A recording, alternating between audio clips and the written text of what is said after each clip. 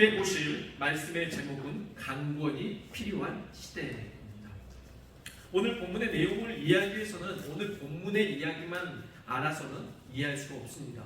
14장 1절부터 나오는 그 이야기를 알아야 되는데요. 예수님이 지금 현재 어디에 계시고 지금 어떠한 상황인지를 먼저 살펴보는 것이 중요합니다.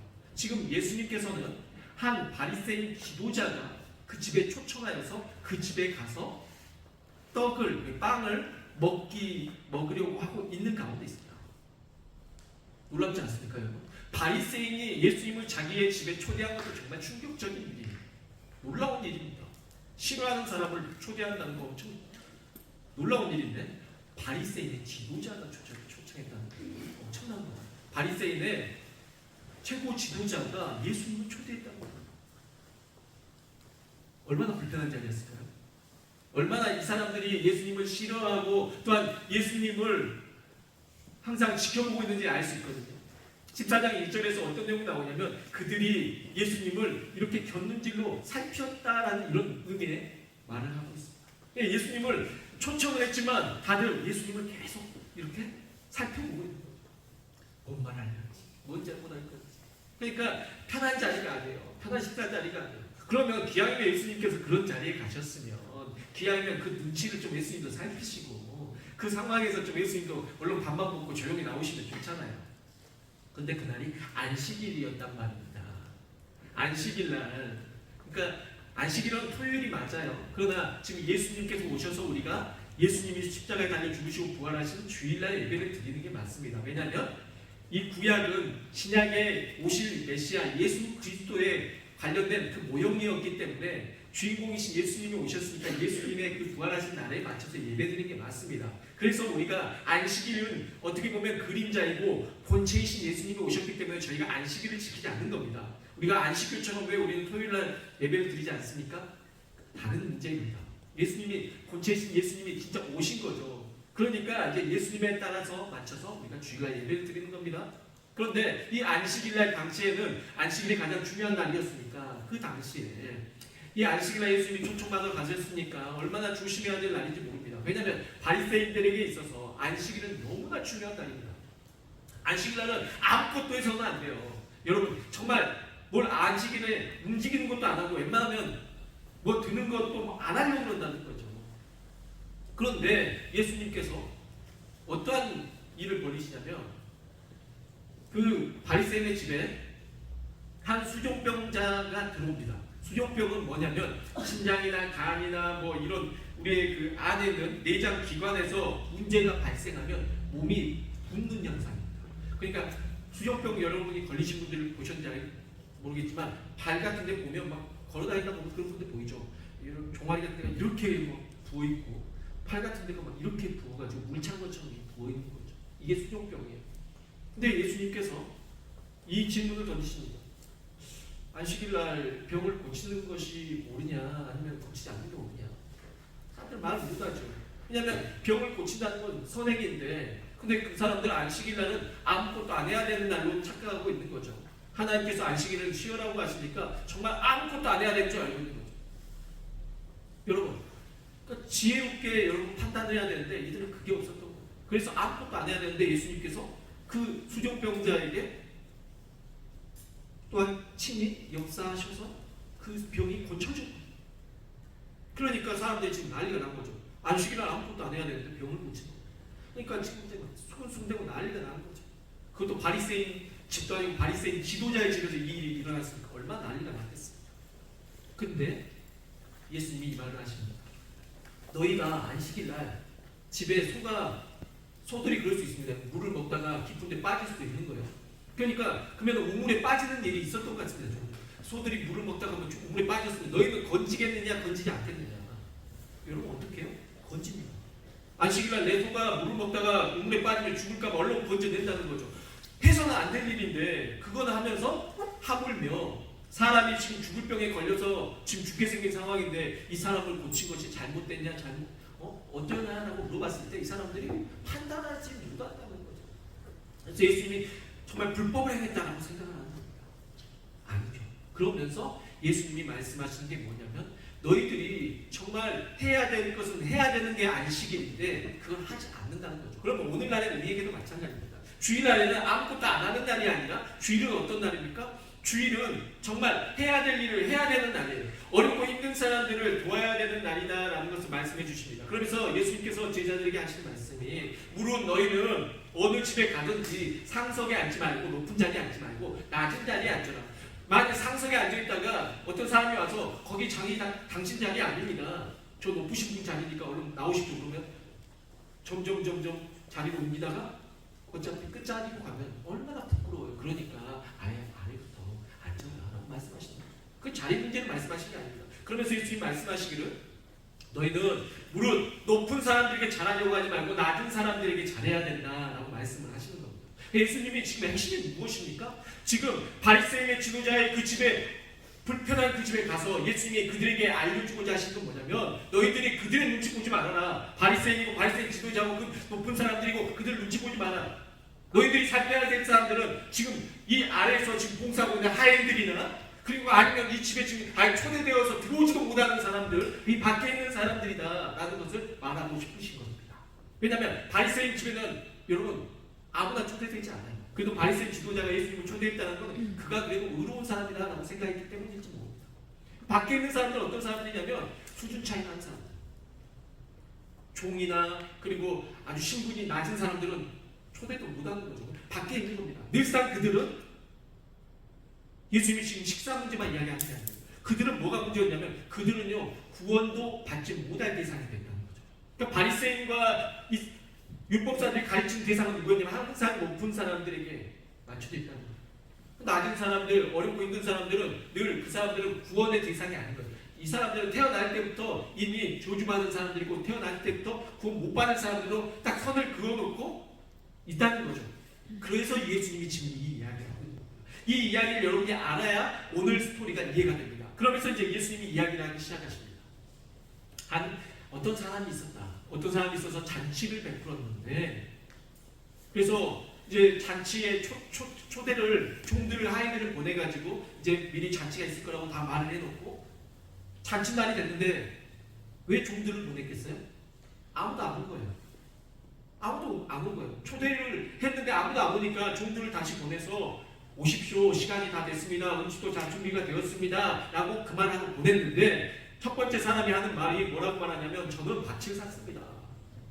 여러분 그래서 오늘 말씀의 제목이 무엇입니까? 바로 강권이 필요한 세대라고 말씀드립니다. 강권이 필요한 세대. 그런데 첫 번째 이 시대가 무슨 시대냐면요. 사람들이 핑계대는 그 시대인데 첫 번째 핑계가 뭐예요? 밭을 산다. 이게 무슨 말일까요? 밭을 사서 못 갔다. 만일 여러분 잘 알아야 되는 게 지금 제가 밭을 사가지고요. 지금 계약을 하려고 지금 계약을 맞춰놨습니다. 밭 주인하고 지금 만나야 돼서 오늘 그러면은 그거는 여러분 빠져야 되죠. 그 잔치보다 그 땅을 사는 계약이 중요하니까 그때는 가야 되는 게 맞습니다. 그러면은 그 주인도 그러냐고 이렇게 급한 일이 몰랐다고 그러면 그 일부터 하라고 이랬을 겁니다. 근데 뭐라고 말하냐면 저는 밭을 사서 그 밭에 일하러 나가야 되니까 못 가겠습니다. 밭을 언제 샀는지 몰라요. 진작 샀을 겁니다. 밭을 샀어요. 내 밭이란 이 말이죠. 내 밭에 일하러 나가겠다라는 변명이죠. 무슨 말이에요? 그냥 여러분 밭에 일하러 나가는 거는 언제 나가는 거예요? 매일 나가는 거예요. 매일 나가는 거예요. 말 되는 변명이 핑계입니까? 아닙니까? 말이 안 되는 거죠. 어차피 매일 나가서 일하는 거예요. 오늘 일 있어요. 그냥 못 갑니다. 이 핑계 되는 거죠. 그러니까 이제 현대인들 그 당시에 예수님 당시에도 예나 지금이나 똑같은 건 뭐냐면 그 당시에도 사람들이 자기 일로 인해서 바쁘다는 핑계로 잔치에 안 가는 경우가 있었다라는 겁니다. 오늘 현대인들은 더 하겠죠. 자기 일로 인해서 바쁜 사람을 말하는 거죠. 자, 두 번째 케이스는 어떤 사람이었냐 보냈더니 뭐라고 핑계를 대냐면 이 사람 같은 경우에는 저는 소 5결이라고 말하는 것은 여러분 2마리당 한 결이를 해요. 그래서 소 2마리를 한 쌍으로 말해서 한 결이라고 말하기 때문에 5결이라고 말하면 소 10마리입니다. 소 10마리를 시험하여야 되겠으니 테스트하겠다는 거죠. 무슨 말이죠 이 말이?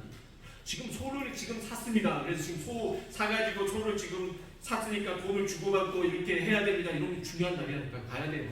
근데 이미 소를 샀다니까요. 산 소를 시험하겠다는 거예요. 자, 여러분 이거하고 똑같아요. 자, 교회 오세요 그랬더니 못 갑니다. 차를 샀는데 오늘 지금 차 주행을 한번 하기 위해서 제 아내와 같이 드라이브를 가기 위해서 이거하고 똑같은 거예요. 그러니까 차를 지금 계약하러 간다는 말이 아니고 차를 샀는데 그 차를 시험하러 가겠습니다. 자, 이 사람은 어떤 사람이냐면 일반인은 아닙니다. 마태복음에서는 똑같은 말이 나와요. 근데 이 사람은 어떤 사람이 사업하러 가야겠으니 내가 못 가겠다 이렇게 말합니다. 그러니까 이 사람은 아무래도 사업하는 사람이었던 것 같아요. 어떤 사람이요? 소를 사서 일을 잘하는데 테스트하고 오늘날 말로 중고차 팔든지 중고차 이렇게 테스트하고 팔든지 이런 사업을 하는 사람이에요. 소를 사서 그 소를 테스트를 하고 소를 비싼 가격에 파는, 그러니까 그 당시에 소를 10마리씩 해가지고 그걸 테스트하고 파는 사람 같으면 어떤 사람일까요? 돈 많은 사람, 사업을 크게 하는 사람이겠죠. 그러니까 힘 있는 사람인 거죠. 이 사람이 뭐래요? 자기 그 사업 때문에 돈 더 벌어야 되니까 이걸 테스트해야 되니까 못 간다 이렇게 하는 거죠. 그래서 못 오겠다라고 말합니다. 자, 세 번째 유형의 사람은 어떤 사람이냐? 장가 같다. 장가는 뭡니까? 남자 입장에서 말하는 거죠. 내가 장가를 지금 가고 있다. 그러면 여러분 당연히 빠져야죠. 지금 오늘 내가 결혼식입니다. 당신이 저를 초대한 이 지금 초청 날에 제가 오늘 결혼식이 예정되어 있습니다. 그러면 여러분 빠지는 게 당연한 거라니까요. 그러나 내가 장가 갔으니 오늘 내가 집에 있어야겠습니다. 이 말인 거죠.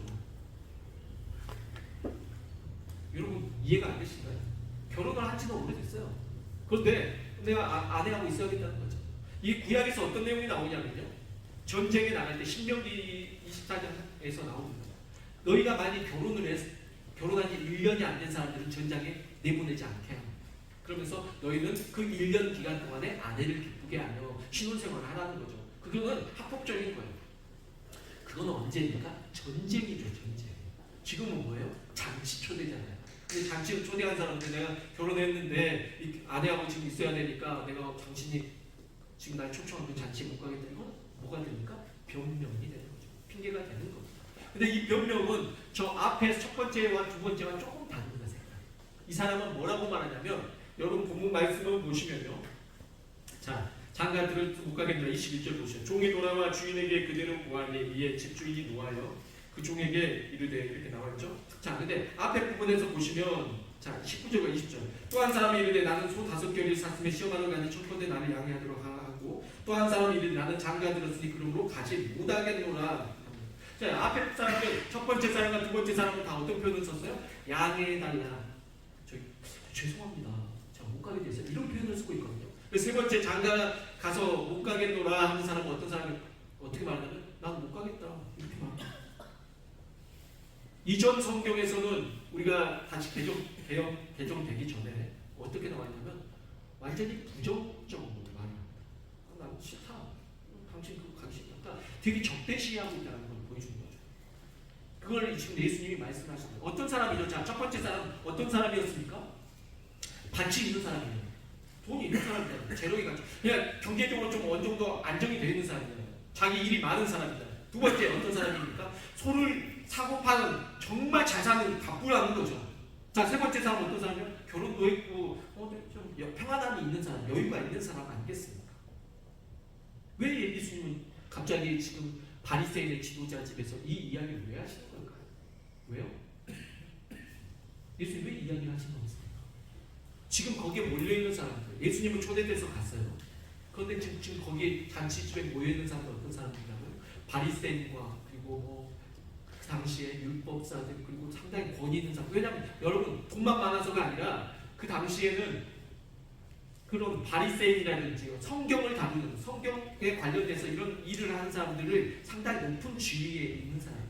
그렇기 때문에 그 사람들의 눈치를 살피고 이런 거 아니겠습니까? 예수님이 이 이야기를 꺼내셨다는 건 뭐예요? 그 사람들이 지금 어떠한 문제에 있다는 거죠.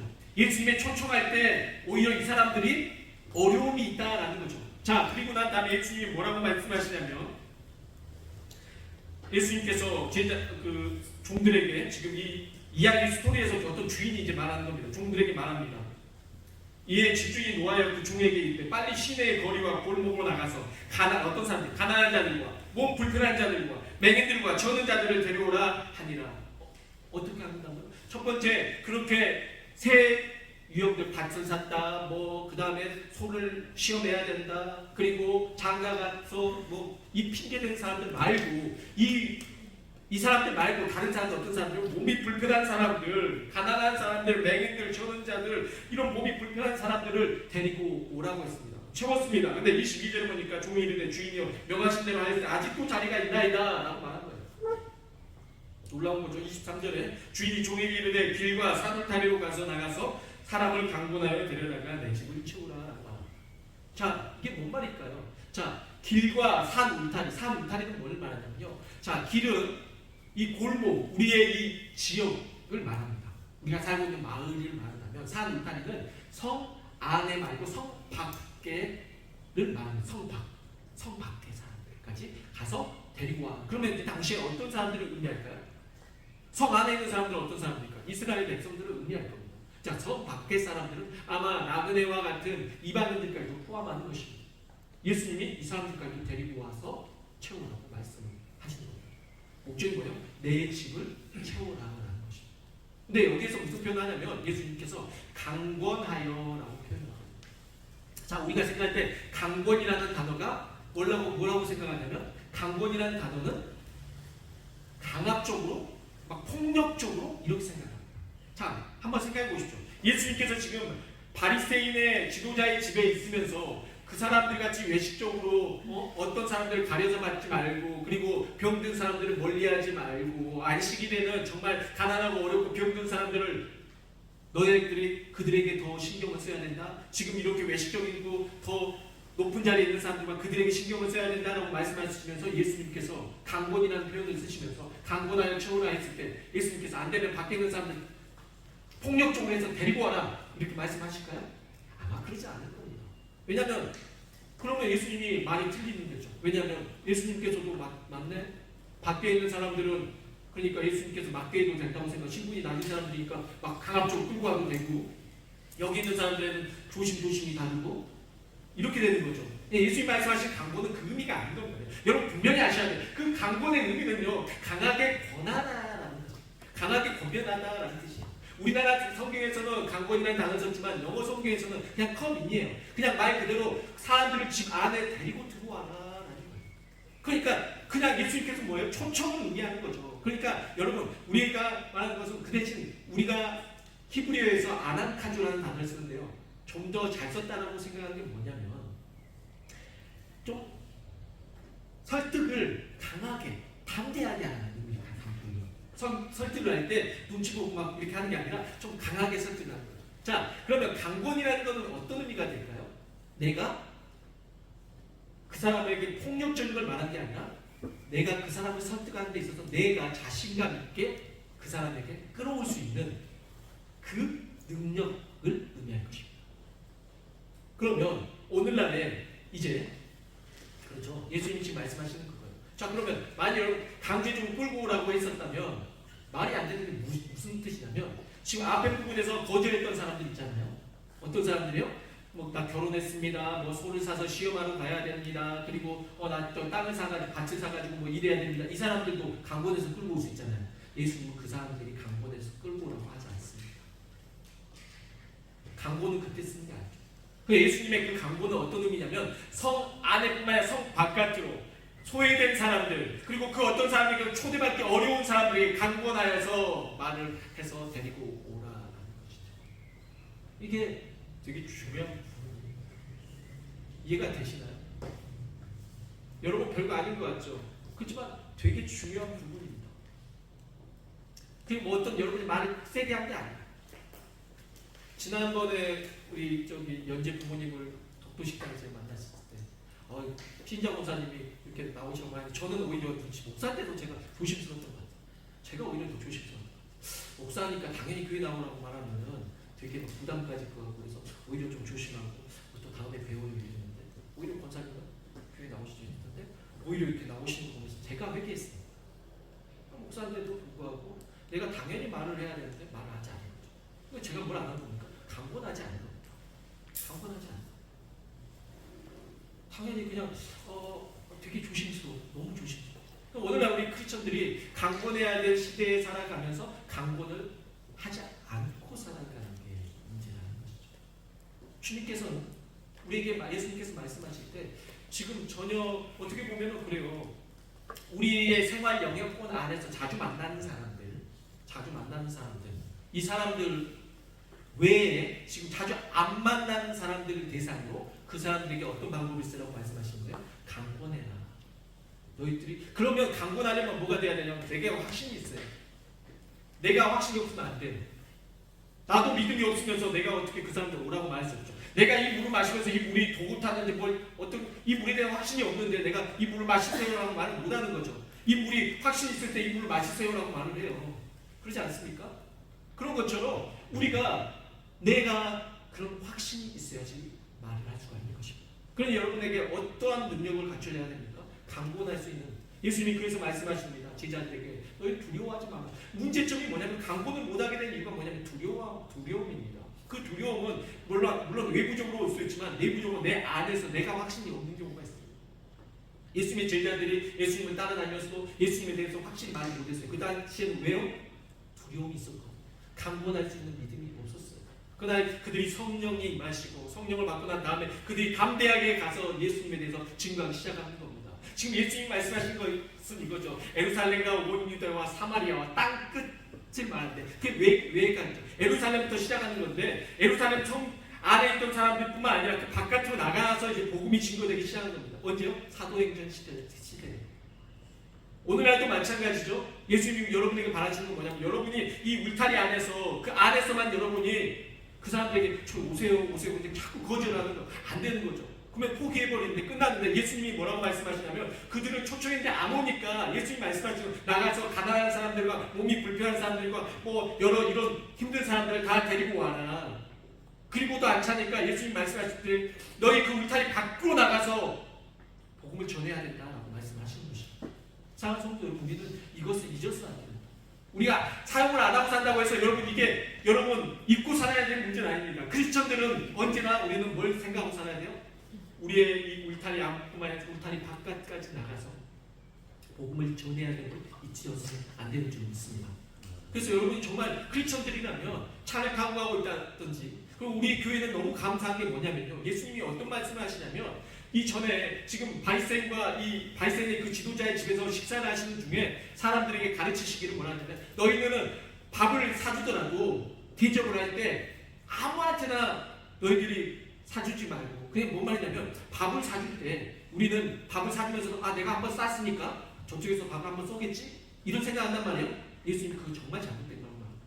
너희는 절대 그러지 마라. 너희들이 아무것도 없다는 거예요. 상급이 없다는 거죠. 그래서 예수님이 뭐라 하냐면 너희들은 베풀면서도 베품을 받는 것에 대해서 두려워하라고 말해요. 우리가 믿는 사람들이 밥을 사고 밥을 사실 내가 한번 샀으니까 한번 얻어먹겠지. 이거는 예수님께서 기뻐하시는 일이 아니라고 말씀하시죠. 대접하면 대접한 걸로 끝날 수 있는 사람에게 대접을 하라고 말씀하시죠. 그래서 우리 교회는 정말 감사한 게 뭐냐면 대접을 다시 하고 싶어도 가버려요. 여행 왔다 가버리잖아. 교환 같은 거 왔다 가버리잖아. 이게 얼마나 감사한지 몰라요. 예수님이 가르치시는 게 그거거든요. 이렇게 우리가 대접해주고 나서 그 사람 다시 우리에게 대접을 해줬을 때 우리가 받아버리면 상급이 없으니까. 그래서 여러분 우리가 그래도 예수님께 우리가 원한 건 아니지만 이곳에 살면서 그렇게 할 수 있는 게 너무 감사해요. 그것뿐만이 아니라 여러분들이 잊지 말아야 될 것이 외국에 살면서 왜 나를 이곳에 보내셨을까? 생각하셔야 돼요. 왜 나는 여기 살지? 한국이 아니라 왜 여기서 살지? 물론 여러분들이 그냥 세상적인 이런 직장이나 어떤 일로서 여러분 생각할 때 나 여기서 사는 것이 이렇게 생각할 수 있어요. 그런데 여러분이 하나님의 사람으로서 사명감으로 생각이 들어가는 거예요. 왜 하나님 나를 여기 보내셨어요? 왜 나는 여기 사는 걸까? 왜 나는 이 사람들을 만날 걸까? 나는 왜 이 외국인들을 만날까? 여러분 이걸 잊어서는 안 된다는 거죠. 여러분에게 맡겨준 사명인 것입니다. 목회자뿐만이 아니라 여러분에게 맡겨준 사명인 것입니다. 여기 있는 미국들과 관련돼서 미국 사람들, 대한 사람들은 그 사람들에게 또 관련된 게 있을 거고 이태리 살면서 이태리 사람들과 자주 만난 사람들에게 그 사람들에 대한 사명이 있을 거고 다 사명이 있는 거죠. 그걸 잊어서는 안 돼요. 여러분 예수님이 여러분에게 말씀하십니다. 너희들은 산 울타리로 가서 뭐 하라고요? 그 사람들에게 강권해서 뭐 하라고요? 내 집을 채우라. 내 집은 어디입니까? 하나님의 집입니다. 교회뿐만이 아니라 교회보다 영역이 더 큽니다. 예수님이 말씀하신 건 하나님의 나라를 채우라는 거예요. 하나님의 그 나라에 갈 사람들을 채우라는 것입니다. 꼭 우리 교회만 되돌아간 거 아니에요.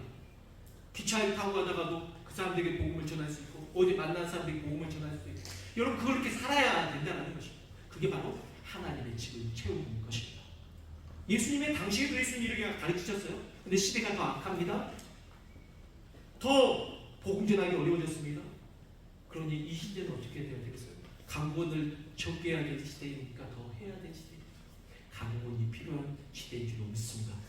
여러분 잊지 마세요. 강권은 목사만 하고 살아가는 게 아니에요. 선교사님들에게 다 맡기지 마세요. 오늘날에 선교비 내고 선교사들에게 선교는 다 잔뜩 맡겨버리고 전도는 그들의 몫으로 맡겨버리지 마세요. 여러분도 그렇게 살아야 돼요. 여러분의 사명입니다. 그래서 예수님이 말씀하신 대로 이 우리의 울타리를 벗어나서 아직도 예수 그리스도를 알지 못하는 그 사람들에게 예수님의 이 천국 잔치에 초대할 수 있는, 그래서 예수님 말씀하신 대로 예수님의 집을 채울 수 있는 그러한 삶을 사시기를, 강권의 능력을 받아서 정말 강하게 예수 그리스도를 선포하고 전할 수 있는 성도들의 삶을 살아내시길 주 예수 그리스도의 이름으로 축복합니다. 아멘.